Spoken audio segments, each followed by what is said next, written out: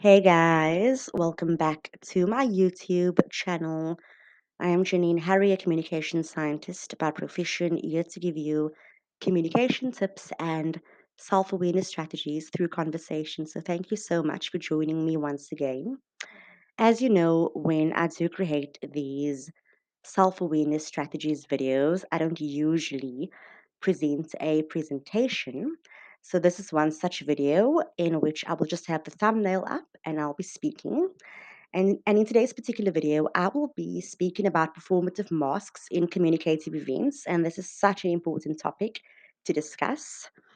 Now, I want you to think about your closet at home, the one that is filled with so many beautiful items of clothing and shoes and so forth. And by now, you do know that you will choose an outfit based on the context, based on where you are going, right? So if you are going to the shopping mall to run some errands, you will definitely wear something a bit more comfortable, like a track pants or a track top and so forth. If you are going to a formal event, you'll definitely wear something more formal, such as a tuxedo or a formal dress with heels. If you're going to church, you might decide to wear your shirt and tie or your little dress. Um, if you're going to the club, you will definitely wear something that is suited for the clubbing context, and so forth, right? You get the picture. You know by now that you are definitely choosing your outfits based on the context, and that is the physical context where you will be finding yourself at and with who you will be surrounding yourself with. And we do that at a very conscious level, right? We consciously and physically choose, different outfits which we perceive would be appropriate for the events or for the context at hand. But there's also something that happens at a very subconscious level. And what this is the fact that we also choose our particular performative masks that we will also wear for the day or for the night. So, for example, if you are going to be meeting up with somebody who is well respected and who has power within the community and they are esteemed, you might put on your performative mask of respect. If you are going to church, you might put on your performative mask of holiness and righteousness. If you're going to hang out with friends, you might put on your performative mask of playfulness and so forth.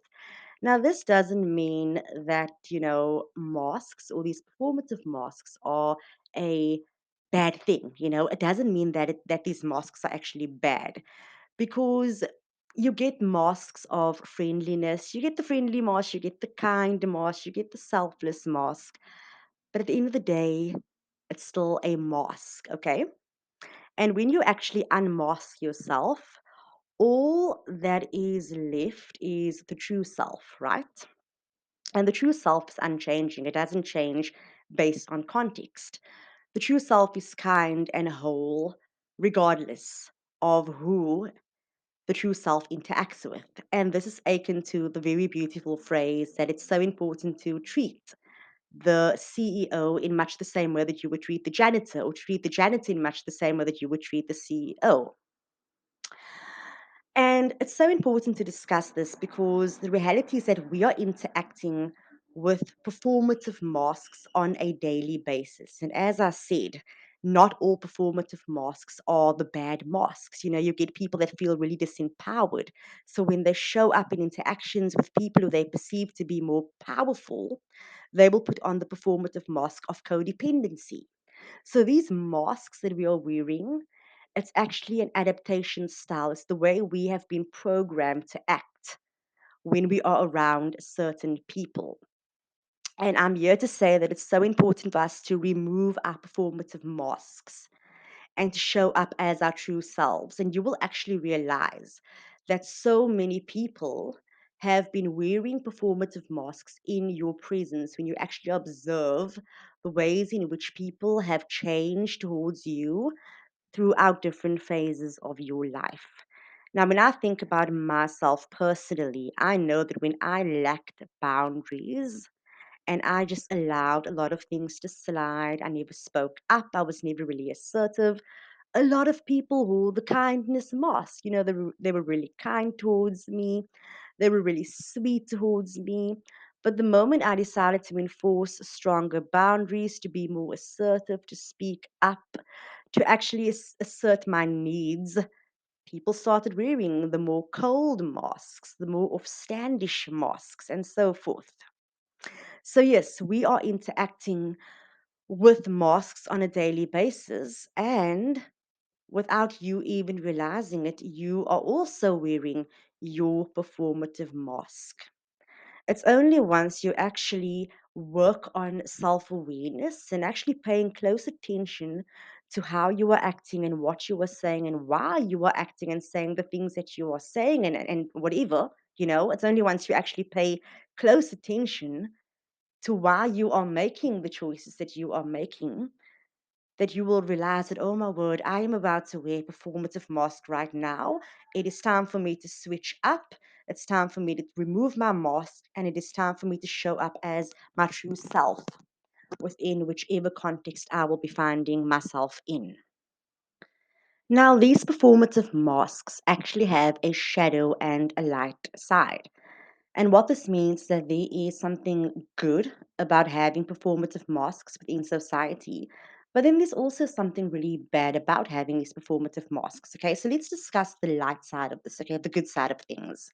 So if you are generally a loud person and you are required to be in a space that actually has the rule of silence, then you will obviously put on your performative mask of being, a bit more silent and toned down.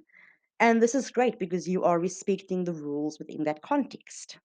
So it's great when our performative masks allow us to actually respect the situation at hand.